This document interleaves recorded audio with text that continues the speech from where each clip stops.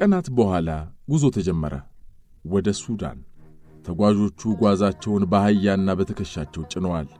በማዳበሪያና በቁማዳ በስልቻና በሸክላ ራሳቸው ላይ አቆረው የበረሃውን ጉዞ ተያያዙት። ሱዳን በረሃ ከመድረሳቸው ብዙዎች ሕፃናትና አዛውንቶች የበረሃው ሲሳይ ሆኑ። በረሃብና በውሃ ጥም እየተሰቃዩ አለቁ። አንዳንዶች ደግሞ ያሳደገን መሬት ይብላን ብለው ወደ ነበሩበት ተመለሱ። በእባብና በጊንጥ እየተነደፉ በሱዳን በረሃ ውስጥ የወደቁትም ብዙ ናቸው። ሲጳራ በዚህ ጉዞ ያየችውን ስቃይ ገሃነም ውስጥ ብትገባ እንኳን የምታገኘው አልመሰላትም። ከሱዳን የስደተኞች ካምፕ ለመድረስ ከ2 ወር በላይ አስቸጋሪና አድካሚ የእግር ጉዞ አደረገች። ከሱዳን የስደተኞች መጠለያ ለመድረስ 2 ማይልስ ሲቀራቸው አባ ፊንሐስ በእባብ ተነድፈው ወደቁ። የእባቡ መርዝ በሰውነታቸው ለመሰራጨት አፍታ አልፈጀበትም። አባ ማቴዎስ የእባቡን መርዝ የሚያረክስ መድኃኒት የሚቀምሙባቸው ዕፅዋቶችን ፍለጋ ቢንከራተቱም ዝቅ ሲሉ አሸዋ፣ ቀና ሲሉ የሚያቃጥል ሰማይ በሚታይበት የሱዳን በረሃ ውስጥ ሊያገኙ አልቻሉም። አባ ፊንሐስ በጣረ ሞት እየተንዘፈዘፉ ሲጳራ ያሰረችውን ባለ ጉጥ መስቀል ጨምድደው ይዘው ልጄ አሁን ወደ ኋላ እንዳትመለሽ፣ ከጊዜ በኋላ ግን በዚህ መስቀል ያሉት ሳይገባት ሁሉም ነገር ተጠናቀቀ። ሲጳራ ስቅስቅ ብላ እንድታለቅስ ያደረጋት አባትነታቸው ሳይሆን ከስደተኞች ጣቢያ ለመድረስ ጥቂት ሲቀራቸው በመሞታቸው ነበር። ግን አንድ የተናገሯት ቃል በጆሮዋ ደጋግሞ አቃጨለባት። ወደ ኋላ እንዳትመለሽ፣ ወደ ኋላ እንዳትመለሽ። አሁን ከእንግዲህማ ልመለስ ብልስ ቤት ብዬ እመለሳለሁ። በቃ ይሄ በሕይወቴ ሊያጋጥመኝ የታቀደ ነገር ነው። ወደ ኋላ አልመለስም። ዕለቱ ዕለተ ሰንበት በመሆኑ አባ ፊንሐስ አልተቀበሩም። በአይሁዳውያን ሥርዓት መሠረት በዕለተ ሰንበት በቅዳሜ ቀን የሞተ ሰው አይቀበርም። የተቀበሩት በበነገታው ከሱዳን የስደተኞች ካምፕ አቅራቢያ ባለ አሸዋማ ቦታ ነው። እንደ ትክክለኛው የአይሁድ ሥርዓት ከሆነ በተለይም እንደ ኢትዮጵያ ጥቁር አይሁድ ሥርዓት የአባ ፊንሐስ የመቃብር ጉድጓድ 4 ማዕዘን ተደርጎ በ5 ሜትር ጥልቀት መቆፈር ነበረበት። የአስከሬኑ ራስና እግር በሚያርፍበት ወገን መርገብ የሚባለው ጠፍጣፋ ድንጋይም መጣል ነበረበት። ጉድጓዱ ተቆፍሮ ሲያልቅና መርገቡ ከስፍራው ሲደረግ በጫፉ ብቻ ጉድጓዱ መካከል ተይዞ ይንጠለጠላል። ይህ የሚደረገው በድኑንና የያዘው ሬሳ ሳጥንም ሆነ ሌላ መጠቅለያ መሬቷን ነክቶ እንዳያረክሳት ነው። አስከሬኑ ወደ መጨረሻ ማረፊያው ከመግባቱ በፊትም ካህናቱ መቃብሩን እያጠኑ ይኸው ቤትህ ከእንግዲህ ከዚህ መመለስ የለም ብለው መሰናበት ነበረባቸው። በሦስተኛውም ቀን ጠጉሯ፣ ቀንዶቿና ጥፍሮቿ በአካሏ ሁሉ ትክክል የሆነች እንከን የሌላት ቀይ ጊደር ታርዳ ደሟና የተቆራረጠ አካሏ በወይራ ወይም በግራር ፍልጥ በሚነድ እሳት ተቃጥሎ አመዱ በአዲስ ሸክላ ዕቃ ካህናቱ መከፋፈል ነበረባቸው። አመዱም በውሃ ተበጥብጦ ሬሳ በነካውና በቀረበው ሰው ላይ ሁሉ መረጨት ነበረበት። የጊደሪቱ አመድ ርኩስ ነገር የነካ ሰውን ያነጻል ተብሎ ስለሚታመን ለአባ ፊንሐስ ግን ከዚህ ሁሉ ሥርዓት አንዱም አልተፈጸመም። ሲጳራ በዚህ የሱዳን ስደተኞች ካምፕ ከአባ ማቴዎስ ጋር እየተዘዋወረች አሰቃቂውን ጉስቁልና ተመልክታለች። በረሃብ የመወገጉት ሕፃናትና አዛውንቶች አጥንታቸው ይቆጠራል። የተቦተራረፈ ጋቢ የለበሱ በሽተኞች ሞት ከሚሸቱት ከቀይ መስቀል ድንኳኖች ውስጥ እየሞቱ ይወጣሉ። ነጫጭ ጋውን የለበሱት ነጫጭ ዶክተሮች በሽተኛ የሚወጉት መርፌ በመልአከ ሞት የተሞላ ይመስል የሚያክሙት ሁሉ እጃቸው ላይ ይሞታል። ጠኔ ካነጠፋቸው ስደተኞች መሃል አንዲት ጠና ያለች ሴት ከኢትዮጵያ ቋጥራ ያመጣችውን 40 ጫፈር ስትበላ ስለታየች ሌሎችም ለመካፈል ከበቧት። ሌላኛው ሽማግሌ ደግሞ ለእሚያን የቋጠሩትን ጤፍ ሲቅሙ ታዩ። ቀድሞም ምንም ስንቅ ያልያዙት አባ ማቴዎስና ሲጳራ ለመጨረሻ ጊዜ ያገኟትን ቁራሽ በቆሎ ቂጣ ተገላገሉባት። አባ እርሱ የብሏት አትበቃንም። ልጄ አንቺ በያት አትበቃንም። አሁንም አባ እርሱ ይጉረሷት። ልጄ ባክሽ አንቺ ቢልኝ እኔማ ባይሆን እችላለሁ። በበላውም ጥፍር እንጂ ሰውነት አይሆነኝም። ሲገላገሉ አንድ በልቶ የማያውቅ የሚመስል አጥንቱ የገጠጠ ሰው ቁራሿን ቂጣ አንስቶ ካፉ አደረጋት። እርፍ ግልግል። አባ ማቴዎስ ወደ አንዲት የማሽላ ገንፎ ወደምታገነፋ ሴት ሲጳራን ይዘው ሄደው እባክዎ ልጄ ረሃቡን አልቻለችውም አሏት። ታዲያ እኔ ዩኒሴፍ ነኝ? ለራሴ ልጄ ደሜን እየጠባ ያዩኝ ይበሉ ደመጥበት። ቀልደኛ ነውት። ምን ተሻለ ልጄ? ተሸማቀቁ። ዙሪያ ገባውን ሲያማትሩ ቂጣውን ከሰለቀጣት ሞጋጋ ሰውዬ ጋር አይን ላይ ተጋጩ። መልስልኝ ያለለው ነገር አሉ በሆዳቸው። ልጄ ቆይ እስከ ነገ የሚበላ እንፈልጋለን። ብናጣ ተነገ ወዲያ እናጣ። ተስፋ እየሰጧት ነበር። እሷ ግን ለደቂቃ የምትቆይም አልመሰላትም። ከረሃቡ ውሃ ጠሙ ባሰባት። ተዋኝበት የነበረው የጣና ሐይቅ ትዝ አላት። እየሳቀች የምትንቦጫረቅበት ቀዝቃዛ ውሃ። በሐሳብ ሐይቁ ውስጥ መዋኘት ጀመረች። በሁለቱ መንታ ደሴቶች መሃል ስትዋኝ ታያት። ቀጥሎ ደግሞ ሚራዥን አየችው። እየዋኘ መጥቶ በጨለማው ውስጥ አለቱ ላይ ተቀምጠው ጨረቃዋን እያዩ ስለ ፍቅር ሲዘምሩ፣ መቃብር ቤቱ ውስጥ ገብተው ፍቅርን ሲጎራረሱ፣ መቃብር ቆፋሪዎች መጥተው ሲያስወጧቸው፣ አባ ፊንሐስ ከሚራዥ ለይተው ጀልባዋ ውስጥ ሲከቷት ወይኔ ብላ ከሐሳቧ ዓለም ነቃች። ብዙ ደቂቃዎችን በሐሳቧ በመቆየቷ ረሃብና ጥሟን ረስተው ነበር። አባ ማቴዎስ ፈገግ አሉ። ከማህደራቸው የከተቱት አርባጭ አፈር ትዝ ቢላቸው አርባጫውን አፈር ከማህደራቸው ዘግነው እንድትበላ ለመኗት። እባክሽ ልጄ ባይሆን ለነፍስሽ መያዣ ይሆናል። ወዲያው ሕፃን ልጇ የሞተባት ሴት ኡኡቷን ስታቀልጠው ወደ ሴቷ ዞረች። ገንፎ የከለከለቻት ሴት ነበረች። ለልጇ ገንፎውን በስሎ ሳታበላው ሞተ። ጦሙን በባዶ አንጀቱ ረጅሙን የመንገደ ሰማይ ጉዞ ያለ ስንቅ ተያያዘው። ብዙ ሳይቆይ ከድንኳኖቹ ራቅ አድርገው አሸዋውን ቆፍር አድርገው ቀበሩት። ሴትየዋ ልጇን ቀብራ ስትመለስ ገንፎዋ ተበልቶ ጠበቃት። ማነው ገንፎዬን የበላብኝ? ማነው ገንፎዬን የበላብኝ? አንባረቀች በለላ አንጀቷ። እየተመናቀረች መታ ሲጳራ ላይ አፈጠጠችባት። ካንገቷ ስር የተገታተረው ጅማቷ ከሩቁ ይቆጠራል። አንቺ ነሽ አሁን ለጠፍጥፈሽ? ኧረ እኔ አይደለሁ ማርያምን እመቤቴ ቅንጥስ ታድርገኝ። ሲጳራ ከንፈሯ ተንቀጠቀጠ። አፏ በሙሉ ጭቃ ሆኗል። የምታላምጠው አርባጭ አፈር በከንፈሯ ዳርዳር ተዝረክርኳል። አሉ አባ ማቴዎስ የሲጳራን አፋፍነው። ማርያምን አትጥሪ፣ አይሁድ ካልሆንሽ አይወስዱሽ። አይወሰዱኛ አላበዙትም።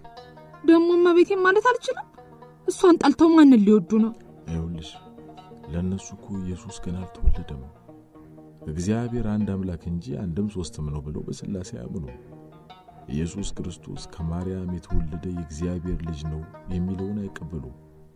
ክርስቶስ ዓለምን ለማዳን ተሰቅሎ ሞቶ በሶስተኛው ቀን ከሞት ተነሳ፣ ከሞት በተነሳ በ40ኛው ቀን ወደ ሰማይ አረገ የሚለውን ትምህርት አይቀበሉትም፣ አያምኑበትም። መሲሁ ገና ከእስራኤል ወገን እንደሚወለድ ነው የሚያምኑት። እግዚአብሔር ፈጣሪ ነውና አይወልድም፣ አይወለድም፣ አይሞትም፣ ይገድላል እንጂ ብለው በጽናት ያምናሉ። ይህን ሁሉ ሲነግሯት አባ ማቴዎስ ሰው እንዳይሰማቸው በለሆሳስ ነበር። ለኔ ግን ኢየሱስ ተወልዷል። በሰውና በእግዚአብሔር መካከል የነበረውን የጥል ግድግዳም ንዶታል። ሞትን ድል አድርጎ ከሙታን መካከል ተነስቶ በ40ኛው ቀን አርጓል። አላዩም? ይህ ሲሆን በስፍራ ያልነበር ነው። እኛ ስናምን ለምን እነሱ ያዩት አላመኑ? ጥያቄዋ አይጣል ነው። ድሮም ሳያዩ የሚያምኑ ብፁዓን ናቸው ተብሎ ተጽፏል ልጄ። ራሱ ኢየሱስም ነብይ በሀገሩ አይከበርም ብሏል። እሱማ ልክልካቸውን ነግሯቸው ነበር። ዝም በይ በቃ። እሱ ራሱ ያልመለሳቸውን ደንቋቸው ፈገግ አሉ። በቃ ልጄ ዝም በይ። በአካባቢያችን ያሉት ከሰሙ ያቃጥሩብናል። እዚህ በረሃ ውስጥ ጥለውን ከሄዱ ደግሞ መድረሻ የለንም። ሀገራችንን ጥለናት መተናል። ተይ ጂብ እስኪ ያነክስ ብሎ አላበው። ብቻ ኢየሩሳሌም እንግባ እንጂ። በሳሊሆም ወንዝ አቅራቢያ ከሚገኘው ንጉሥ ሰለሞን ለንግሥት ሳባ ከተናዘዘላት የርስት ቦታ ላይ እዛ ካለው ዴር ሱልጣን ገዳማችን ገብተን እንቀመጣለን። እስከዚያ ግን የልብሽ መልብሻለሁ። አባ ማቴዎስ ምንም እንኳን እስራኤላዊ ባይሆኑም ኢየሱስ የተመላለሰባቸውን ቦታዎች ሁሉ ተሳልመው ዴር ሱልጣን ገዳም የመግባት ሕልማቸውን እውን ለማድረግ ጓጉተዋል። ለዚህም ሲሉ የምንኩስና ቆባቸውን ከራሳቸው አውርደው ልባቸው ላይ ደፍተውታል። ገንፎዋ የተበላባት ሴት የልጇን ሞት ረስታ ረሃቧን ልታስታግስ ከጠረጠረችው ጋር ሁሉ ስትሟገት ሲጳራና አባ ማቴዎስ እየተመለከቱ ምሽቱ እየገፋ ሄደ። በድንገት በድቅድቁ ጨለማ ውስጥ ሸራ የለበሱ የጭነት መኪናዎች መብራታቸውን እያንቦገቦጉ መጥተው ሲቆሙ የታጠቁ ኮማንዶዎች ከመኪናዎቹ ወርደው በፍጥነት አካባቢውን ተቆጣጠሩት። በየድንኳኑና በውጭ አሸዋ ላይ የፈሰሱት ፈላሻዎች እየተጋፉ እየተዋከቡ ወደ መኪናዎች ተጫኑ። ፈላሻ ያልሆኑትም ስማቸውን ሙሴ፣ ያዕቆብ፣ ይስሐቅ እያሉ እየተመዘገቡ ተጫኑ። አሸዋው ላይ እንቅልፍ እንደ ስጦ ያሰጣቸውም አይኖቻቸውን እየሞዠቁ ተነስተው ሰልፍ ውስጥ ተቀላቀሉ። ሞሳድ ለዘመቻ ሙሴ ያዘጋጃቸው እነዚህ መኪናዎች በአንድ ጊዜ 100 ሰው ብቻ መጫን የሚችሉ ቢሆንም መኪናው ላይ የሚወጡት ግን ከጥፍ በላይ ነበሩ። በምግብ እጦትና በበሽታ ሲሰቃዩ በመኖራቸው እንኳንስ በመኪና በሰይጣናት ፈረሶች ላይ ተፈናጠውም ቢሆን ከዚህ ምድራዊ ገሃነም ማምለጥ ይፈልጋሉ። ፈላሻዎቹ ወደ ተዘጋጀላቸው አውሮፕላን ወደ ቴል አቪቭ ለመብረር ገና በበረሃው ውስጥ በሞሳድ ወደ ተዘጋጀላቸው አውሮፕላን ማረፊያ ለመድረስ የ6 ሰዓት የመኪና ጉዞ ማድረግ አለባቸው። ሲጳራ ሰልፉ ውስጥ ያለውን ግፍ ያልፋ መኪናው ውስጥ ልትገባ ስትል አባ ማቴዎስ ስለጠፉባት ተመልሳ ፍለጋ ስትጀምር ኢትዮጵያ ውስጥ ራሱን ተላይቶና ለመመሳሰል ፊቱን የዋልካ ጭቃ ተቀብቶ የነበረው ነጭ ሰውዬ እጇን ይዞ እየጎተተ መኪናው ላይ ያስወጥቷት ይመታል፣ የራስን ተጓዝ ይመታል ብሏት ሄደ። መኪናው ውስጥ አፏን ከፍታ ቀረች። አማርኛውን አወላግዶ በመናገሩ ሳይሆን በአባ ማቴዎስ መጥፋት። አውሮፕላኑ ማረፊያ እስኪደርሱ ተፋፍነው ከቆሙት ሰዎች መሃል ብዙዎቹ ለዘለዓለሙ አንቀላፉ። መውደቂያ ቦታ ስለሌለ በቁማቸው ሞተው ከመኪናው እስኪራገፉ በቁም ሸክም ሆነው ቆዩ። ከመኪናው ከወረዱ በኋላ በረሃው ውስጥ ታጉረው ቆሙ። ሲጳራ በውዥንብሩና በግርግሩ መሃል እየተዘዋወረች አባ ማቴዎስን ብትፈልግም ልታገኛቸው አልቻለችም። አስፈሪው አውሮፕላን እያስገመገመ ሲያርፍ የበረሃውን አሸዋ በሙሉ አይኗ ውስጥ የከተተው ይመስል ማየት አቃታት። በነፋሱ ተገፍትራ ከወደቀችበት ስትነሳ ብዙ ፈላሻዎች አይተውት በማያውቁት አውሮፕላን ተደናቅጠው ወደ በረሃው እየተሯሯጡ ተበታተኑ። እሷ ግን ገሃነም ቢመጣም ላትንቀሳቀስ ወስናለች። አውሮፕላኑ ውስጥ ቀድማ የገባች እሷ ነበረች። ከዚያ በረሃ ተነስቶ ቴል አቪቭ እስኪደርስ አውሮፕላኑ ውስጥም ብዙ ሰዎች ላይመለሱ ሲያሸልቡ አይታለች። አሁን ሞትን ለምደዋለች። ፍርሃቷ ሁሉ ተማጡ አልቋል። ቴል አቪቭ ሲደርሱ ቤተ እስራኤላውያኑ እየወደቁ እየተነሱ አስፋልቱን ሲስሙ ቆማ ያየች ነበር። የተቀደሰው ምድር ይሄ ነው በቃ የቅዱስ እግዚአብሔር። ብቻዋን አኩተመተመች። አባቷን አጣች። አሁን ደግሞ ከአባ ማቴዎስ ተነጣጠለች። ደርቃ ቀረች። ያለኔ ማንም ለኔ የለኝም በቃ። እግዚአብሔርን ፊቱን አዙሮብኛል። ያዙርብኝ እንጂ ገዳሜንና ፍቅሬን ጥዬ የመጣው ካዲ አይደለም። ግን እኮ እግዚአብሔር ባይተወኝ ኖሮ እኔ ጥያቸው ላለመምጣት ታግዬ ነበር። እግዚአብሔር ሊረዳኝ ስላልፈለገ ነው። በቃ ራሴን ማዳን አለብኝ ለንስሐ ሞት እንድበቃ። ባልበቃስ ምን አባቱ ከዚህ በላይ ገሃነም አለ? በውስጧ ስትብላላ አንዲት አሮጊት ከጠጓ ተዝለፍልፋ ወደቀች። ሌላ ሕፃንም ልንቁስቁስ ብሎ ተከተላት። ሞት በረከተ። አባ ማቴዎስን ብትፈልግም ልታገኛቸው አልቻለችም። ሞቱ ምን አለ ቂጧን ቢበሏት ኖሮ። እኔ አፈር ልብላ። እኔ ነኝ ስግደረደር ያስወሰድሁባቸው። ለኔ ብቻ በሉኝ እንጂ 40 ጫውን አፈር ቢቀምሱ ኖሮ እንደኔ ነፍሳቸውን ያቆዩት ነበር። አሁን ቤት ብዬ ነው የምሄደው። ዲር ሱልጣን የሚባለው ገዳምስ ቤት በኩል ይሆን? እንዲህ ያለች ስታውጠነጥን ኢትዮጵያ ውስጥ ፊቱን በዋልካ ጭቃ ተለቅልቆ ያየችው ፈረንጅ መጥቶ አንተ ና ተከተለኝ ማቴዎስ ሞቷል ሲላት ድርቅ ብላ ቀረች። ሞቱ? እኔ አፈር ልብላ። ክንዷን ይዟት መኪና ውስጥ አስገባትና ተፈተለከ። አናንያ አባላለሁ። አልመለሰችለትም። እየዞረ ያያታል። ከአንድ ትልቅ አዳራሽ ውስጥ ሲያስገባት ስፍር ቁጥር የሌለው ፍላሻ ስሙን እየተመዘገበ ነበር። ስሟን አናንያ አስመዝግቧት በአዳራሹ ውስጥ ሰፊ ንግግር ከተደረገ በኋላ ሁሉም ሰው ትልቅ የመታጠቢያ ቦታ ሄዶ ታጥቦ የፍላሻዎቹ ልብስ ተሰብስቦ ሲቃጠል የሷም ገዳም ውስጥ ለብሰው ያደገችው ወይባ ቀሚስና መደረቢያው ተቃጠለባት። በምትኩ ሰውነት የሚያጣብቅ ሱሪና ከላይ ደግሞ ሹራብ ተሰጣትና በግዷ ለበሰች። ቻው ቻው ኢትዮጵያ፣ ሻሎም ቴል አቪቭ፣ ሻሎም እስራኤልያ፣ ሻሎም ኢየሩሳሌም፣ ሰላም አለይኩም። ከወራት በኋላ ባንድ ከቴል አቪቭ አቅራቢያ በሚገኝ አዳሪ ትምህርት ቤት ውስጥ ራሷን አገኘችው።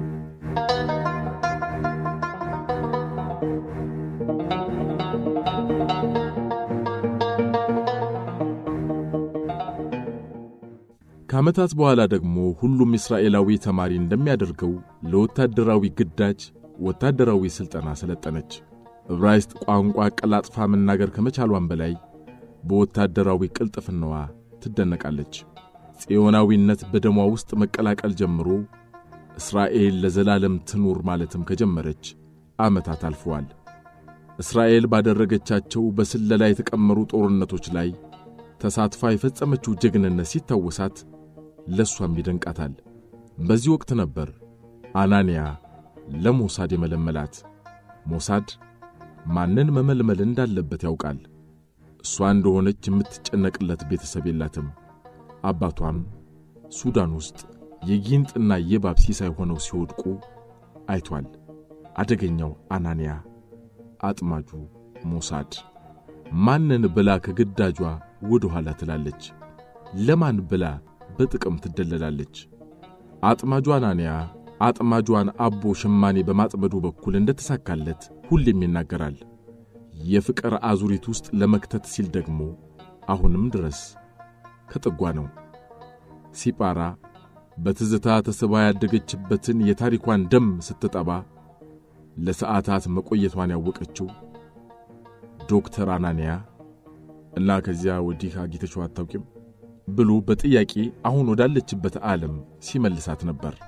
ማንን? ለሰዓታት ስትመለከተው ከነበረው የመንታ ደሴቶች ፎቶ ላይ አይኗን ነቀለች። ሚራጅን። በጭራሽ። ወደ ኢትዮጵያ ሄጄ ብዙ ጊዜ ፈልጌዋለሁ። ወዳደግንበት ገዳም በድብቅ ተመላልሼም አጠያይቄ ነበር። ነገር ግን ላገኘው አልቻልኩም። በንስሐ እንዲመለስ ለ40 ቀናት ታስሮ ከቆየ በኋላ ሲፈታ ከገዳሙ ወጥቶ እንዳመለጠ ሰምቻለሁ። የት እንደደረሰ እግዚአብሔር ይወቀው። እና ከዚህ በላይ መፈልግ አለብሽ? መጨረሻ አስተሚባለው ፈልገዋለሁ። ይሄማ ቂልነት ነው እኮ። ይው ሲጳራ ሙች የብደት ነው። ይሄን እኮ እሱ በሕይወት ላይ ኖርም ይችላል። ካለም ይሄን ከአንዷ ጋር ትዳር ይዞ ሊሆን ይችላል። ወንዶች እንደ ሽንኩርት የሚላላጥ ልብ ነው ያላቸው። ይልቃውን የፍለጋሽ መጨረሻ ደርሷል። አሁን እኔ ከጥግሻለሁልሽ። እንደገና እየተሟዘዘባት ነው። መልሶ አበሸቃት። ሙዛዛ አታውቅበትም ደግሞ። በውቅበት እሺ ትይ ነበር። ብሽቅ ሁለተኛ ይህን ጥያቄ እንዳታነሳብኝ። ወደማልፈልገው ትዝታውስ ከተኛ ዘናግተኛል ደግሞ። ሰዓቷን ተመለከተች። በሞሳድ ማዕከላዊ ቢሮ ውስጥ ስብሰባ የተጠሩበት ሰዓት እየደረሰ ነው። በሻጊዝ ጉዳይ። በልፍጠን። መኪናዋ ውስጥ ተከታትሎ ገቡ። መኪናዋን ኮለኮለቻት።